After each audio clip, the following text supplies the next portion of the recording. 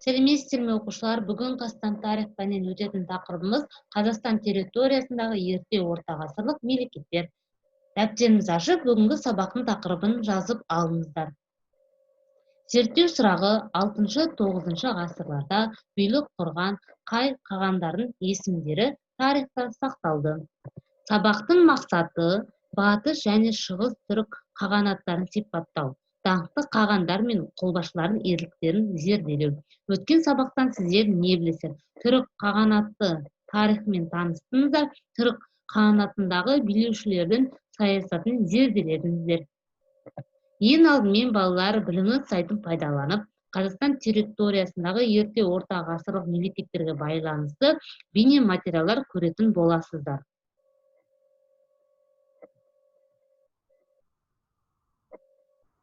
Батыс түрік қағанаты туралы не білесің?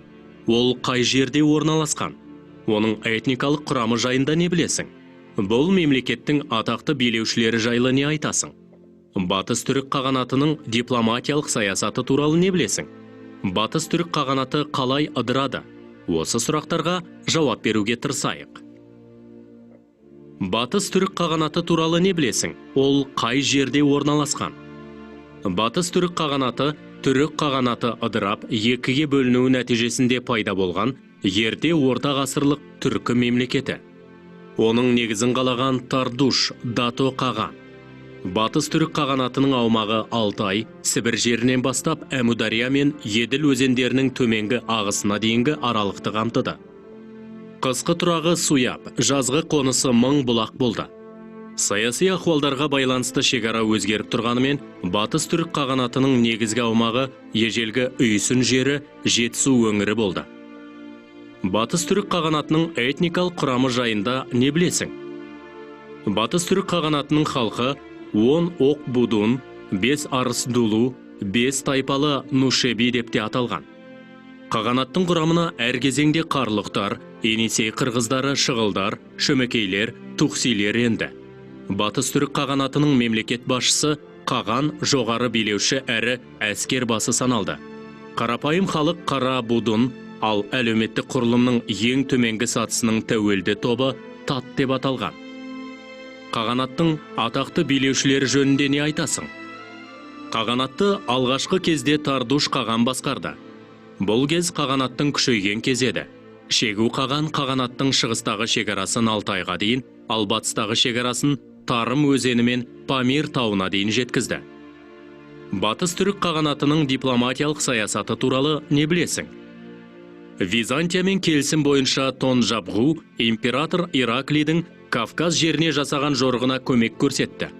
Тонжабғу мемлекеттің батыстағы шекарасын кеңейтуді көздеген еді. Оның тұсында Орталық Азия мемлекеттеріне қатаң бақылау орнықты. Қысқы тұрағы Суяб, жазғы қонысы Мың бұлақ болды. Жаңа жорықтар қағанаттың оңтүстік шекарасын Ауғанстан жеріне дейін жылжытуға мүмкіндік берді. Батыс түрік қағанатының дипломатиялық саясаты туралы не білесіңдер? Византиямен келісім бойынша Тонжабғу император Ираклийдің Кавказ жеріне жасаған жорығына көмек көрсетті. Бірақ батыс түрік қағанатындағы қаған билігі шығыс түрік қағанатына қарағанда әлсіз болды. Қаған билігіне халық наразылығы күшейіп, дулулар мен нушебилер өзара келісімге келмеді. Біреуі қағанды қолдаса, екіншісі қағанның ағасы Көл батырды қолдады. Осылайша Көл батыр Тонжабғуды өлтіріп, билікті өз қолына алды. Сол кезде қағанатта ұзаққа созылған азаматтық соғыс басталып кетті. Бұл мемлекет қалай ыдырады? 638 жылы Дулу мен Нушебилер арасында болған шайқастан соң, олардың арасындағы шекара Іле өзен арқылы өтіп, қағанат оң және сол қанатқа бөлінді. Тайпаралық соғыстар 17 жылға созылды. Бұл Қытай әскерлерінің баса көктеп кіруіне қолайлы жағдай туғызды. Түркі тайпалары батыс түрік қағанатының орнына бірнеше мемлекет құрды. Төменгі Еділ бойында және солтүстік Кавказдың шығысында Хазар қағанатын, қазіргі Қазақстан аумағында 3 мемлекет, батысында Оғыз мемлекеті, солтүстік шығыс және орталығында Қимақ қағанаты, Жетісуда Түргеш қағанаты қалыптасты.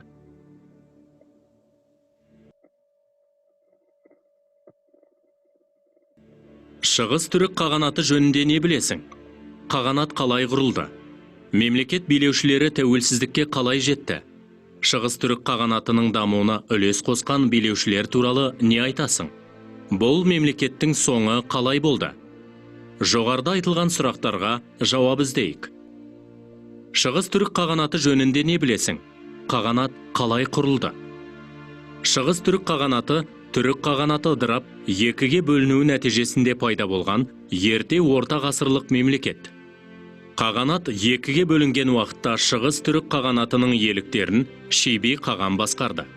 Бұл кезең Қытайдағы дағдарыспен тұспа-тұс келген еді. Мемлекет әскери жағынан мықты болғанымен, елдің шаруашылық әлеуметтік жағдайы нашарлады. Шейбидің орнына келген ел қаған 620-629 жылдары шет аймақтарға толассыз басқыншылық жорықтарын жасады. Ұзаққа созылған жорықтан халықтың жағдайы тым әлсіреп, нәтижесінде 630 жылы шығыс түрік қағанаты Қытайға бағыныштылықты мойындады. Мемлекет билеушілері тәуелсіздікке қалай жетті? Шығыс түрік қағанаты Қытаймен жүргізген соғыстың нәтижесінде 682 жылы Монғолиядағы Орхон өзені бойындағы Өтукен жерінде өз мемлекетін қалпына келтіріп, Орда балық қаласын өз орталығы етті. Алғашқы қағаны Құтлықты Елтеріш деген лауазыммен таққа отырғызды.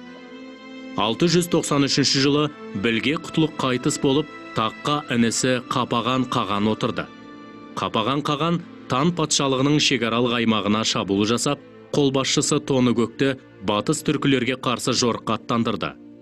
Тоныкөк жазба ескерткішінде айтылғандай, шығыс түркілер табғаштармен 17 рет, қидандармен 7 рет, оғыздармен 5 рет соғысып, ел іргесін Хангай жоталарынан темір қақпаға дейін кеңейтті. Бұл қағандардың тұсында қағанат қуатты мемлекетке айналды. Шығыс түрік қағанатының дамуына үлес қосқан билеушілер туралы не айтасың? Қапаған қағаннан кейін билікке Білге қаған мен оның інісі Күлтегін келді. Бұл шығыс түрік қағанатының кемеліне жетіп, дамыған кезеңі саналады. 721-723 жылдардағы соғыста Қытайды жеңген Білге қағанға қытайлар көп мөлшерде жібек тарту етті. Дегенмен Білге қаған ел басқарған кезде түркілердің жауы көп болды. Соған қарамастан ол 724 жылы Қытайлармен сауда қатынасын ретке келтірді. Шығыс түрік қағанаты мемлекет ретінде 30 жылдан аса ынтымақ бірлікте өмір сүрді. Бұл мемлекеттің соңы қалай болды? Бұл ынтымақтастық ұзаққа созылмады. Себебі шығыс түрік қағанаты көптеген тайпаны күшпен біріктірген құрама мемлекет болатын. Әр тайпа реті келген сәтте орталық билікке қарсы бүлік шығарып отырды. Ақыры 745 жылы бас көтерген ұйғырлар шығыс түрік қағандығын бір жолата талқандады. Шығыс түрік қағанаты түркі халықтары тарихында мемлекет құру, азаттық үшін күрестің үлгісі мен ерте орта ғасырлық жазба мәдениетінің баға жетпейтін ескерткішін мұра етті.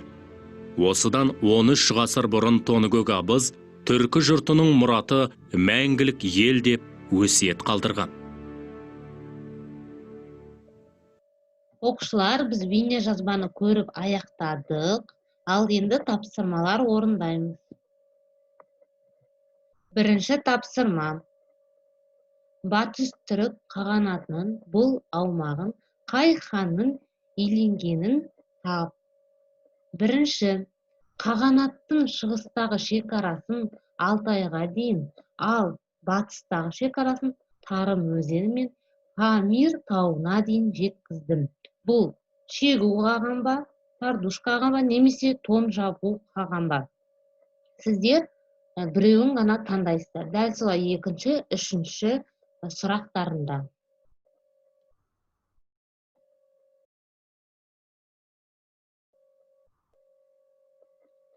Оқушылар, бірінші тапсырмамызды орындап болсақ, екінші тапсырмамызды орындайық.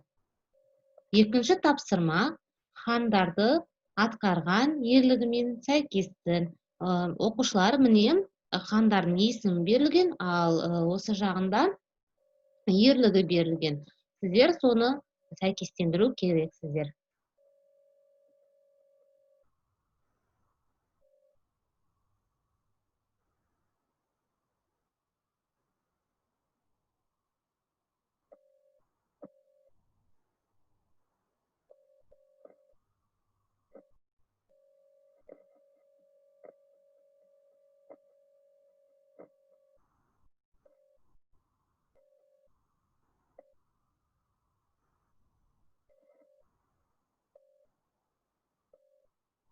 Сонымен оқушылар, егер сіздер тапсырманы орындап болсаңыздар, бүгінгі біздің сабақ аяқталды.